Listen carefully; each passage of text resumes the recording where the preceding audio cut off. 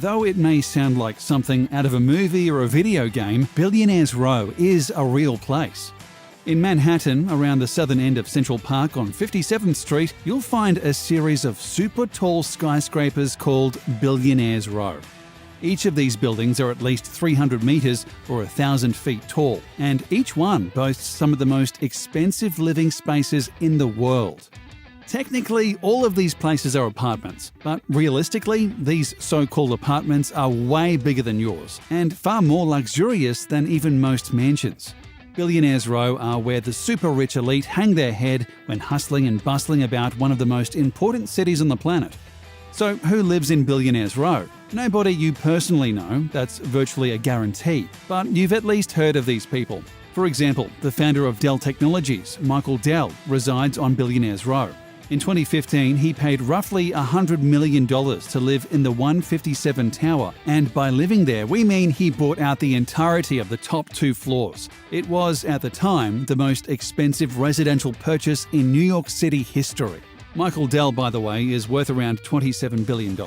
So, purchasing a 2-floor penthouse suite in the middle of Manhattan ran him a mere 1/270th of his fortune. That's like if you had $50,000 in your bank account and bought 3 new video games totaling $185.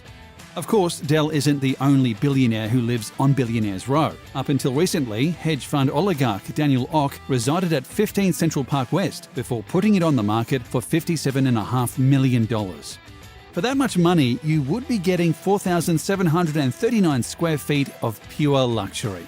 This place sports 3 bedrooms, a library, a huge living room, a fully stocked high-end kitchen, and a large dressing room. Plus, as is the case with most of these penthouse suites, the view of Central Park simply cannot be beaten.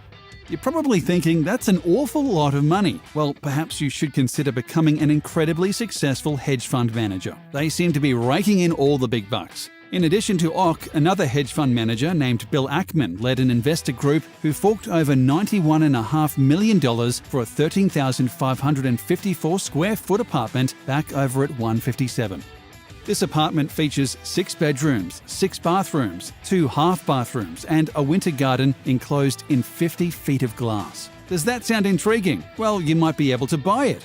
Ackman does not seem interested in actually living there. In fact, he confessed that his main motive for buying it was fun, and that flipping it for profit is a definite possibility. Yes, a billionaire hedge fund manager paid $90 million for a luxury apartment because he had nothing better to do. Let the hate flow through you. Give in to the dark side. The list goes on. In 2016, Saudi Arabian retail guru Fawaz Al-Hakair paid almost $88 million for a top-floor penthouse at 432 Park Avenue. Amazingly, he got a bargain, as the sellers were hoping for $95 million. Either way, he paid top dollar for 8,255 square feet of pure decadence. This apartment has heated bathroom floors, a wood-burning fireplace, and windows that measure 10 feet by 10 feet. And here you thought finding an apartment with more than 2 windows at all was an amazing deal. Let's move on to another building on the row, 220 Central Park South. This is where you want to go if your goal is to eavesdrop on your neighbours playing beautiful music. That's because living there is none other than Sting, formerly of the Police, and currently of, well, Sting. In 2019, the rock star and Nabokov enthusiast purchased a 3-bedroom penthouse suite in this building for $65.7 million for the purchase after selling his Central Park West apartment for $50 million. And he got the money for that purchase by writing Roxanne. So if you want Sting's life, go do that. Or perhaps you want Ken Griffin's life.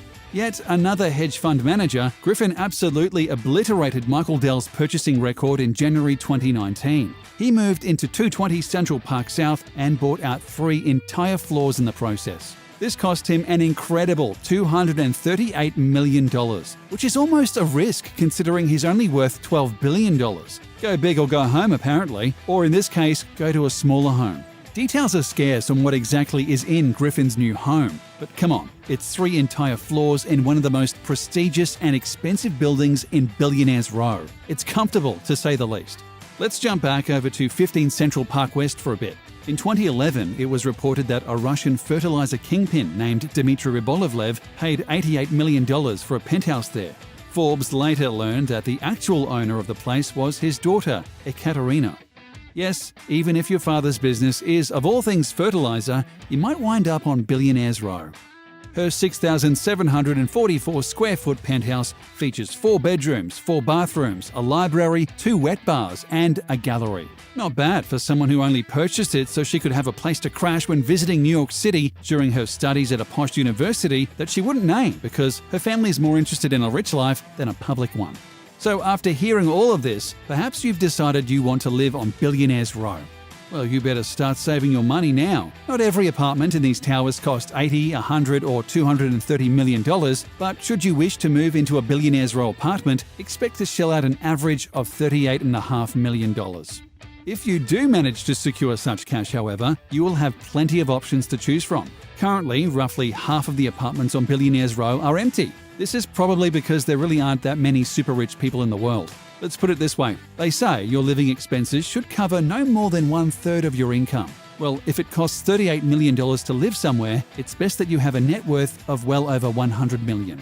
Give or take, only about 50,000 people on Earth have that much money, and there's an entire planet for them to live on. They're not all going to hang around Manhattan just because there's some prime real estate available there. That means there are plenty of great places for you to live in if you have the scratch. Many of them are priced below average too, lucky you.